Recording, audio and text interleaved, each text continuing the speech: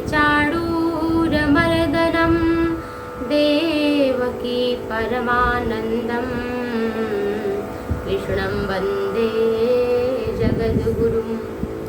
भगवान श्री हरि के पाद पल्लों में अपने मन को लगाते हुए आइए श्रवण करते हैं अधिक मास मल मास की महिमा।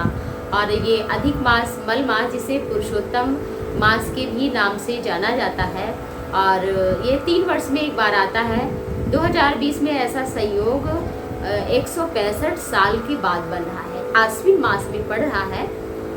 आश्विन ये जो अधिक मास आता है 3 वर्ष में, इसलिए क्योंकि हम अपने भीतर भी झांक पाए कि हम कहाँ से आए हैं, हमें कहाँ जाना है।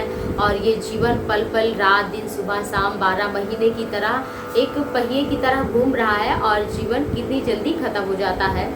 जो 10, 20, 40, 50 साल का जीवन है कितनी जल्दी ख़त्म हो जाता है पता भी नहीं चलता। तो हमें भीतर से ऊर्जा प्राप्त करनी है, अपने को जानना है, पहचानना है। और इस मास में जब अधिक मास जो मल मास था, जो तिथियां घट बढ़ जाती हैं उसी से अधिक मास मल मास बनता है। तो मल मास का कोई स्वामी नहीं था, मल मास सारे देवताओं के पास गया कि आप मुझे ग्रहण करिए जिससे हमारी भी महिमा बढ़ जाए।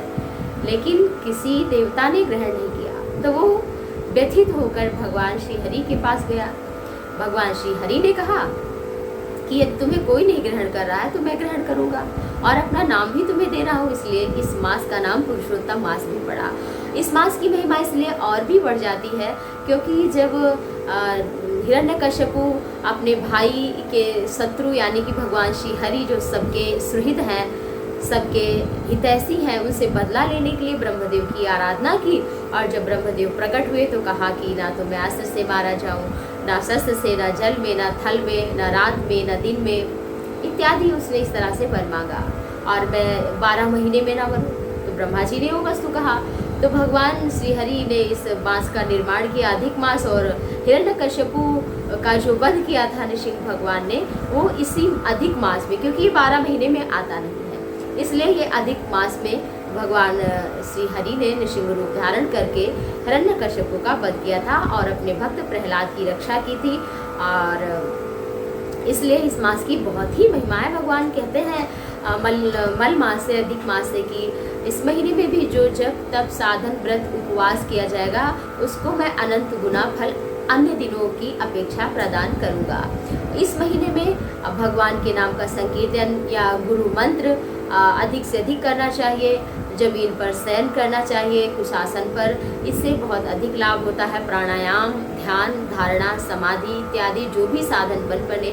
और सात्विक आहार हो सके तो एक समय खाएं, साग फल फूल इत्यादि ग्रहण करें, ना हो तो एक समय या आप दोनों समय, लेकिन आराधना तो अवश्य ही करनी चाहिए। और इस मास में कोई शुभ कार्य नहीं किए जाते, बस जो हमारे जीवन का परम लक्ष्य है उसी की प्राप्ति के लिए मानो भगवान ने ये महीना बनाया है। और ये जो पुरुषोत्तम मास है, मैं बात करूं अगर गीता की, तो गीता में पुरुषोत्तम मास को 15वां अध्याय कहा गया। 15वां अध्याय जो है वो पुरुषोत्तम मास के नाम से जाना जाता है।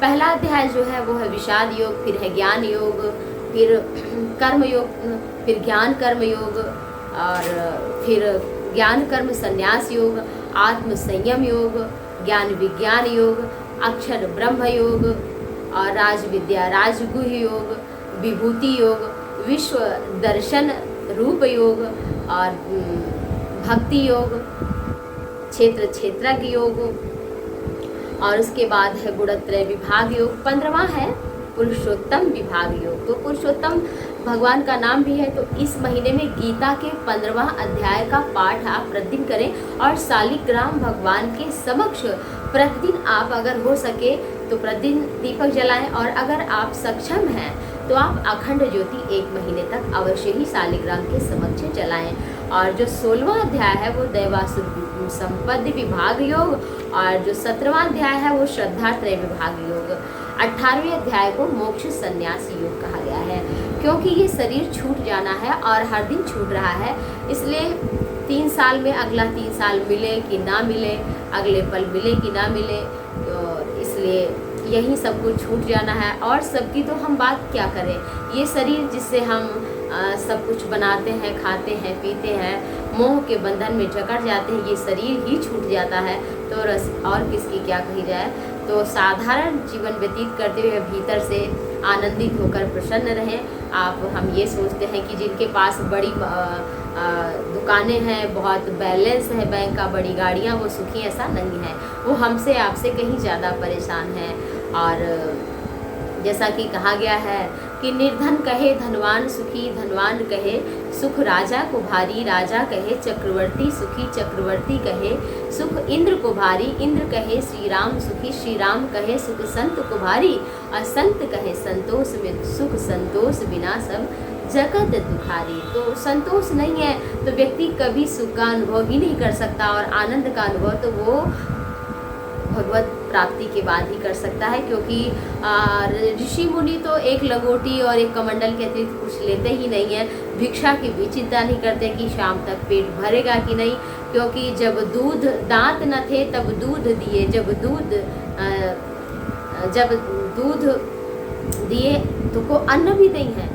और जल में थल में पशु पक्षी में जो लेते हैं सुधि वो तेरी भी नहीं है।